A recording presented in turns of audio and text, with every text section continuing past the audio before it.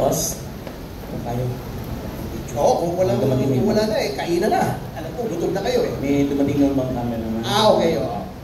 Hindi lang ako ang picture kayo na. So if there are no more questions, accommodate ko lang po yung mga request natin. Eh, iba pa ba tayong katanungan mga kaibigan? Request ng photo. Photo. Okay, sige. Ikaw, Bambi, namumuro ka na sa Malacanang, ha? Sir, saan po galing yung photos? Nasa internet lang ito.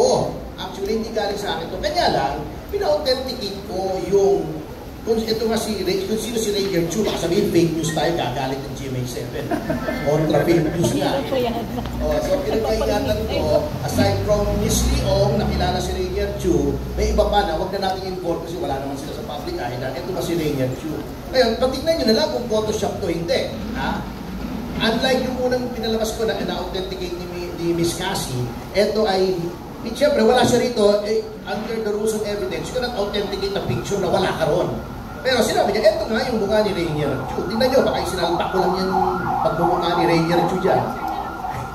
At tingnan nyo, you can have this examine. Kung mali, sabihin nyo sa akin, oy, sumbong kayo sa GMA, oy, fake news si Atty. Topacio.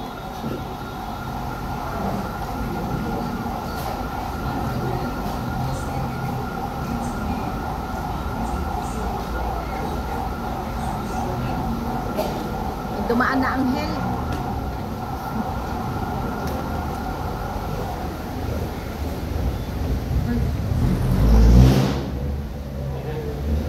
Okay.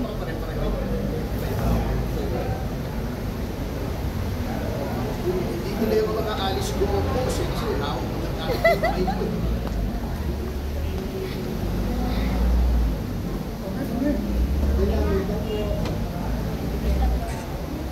mahima naman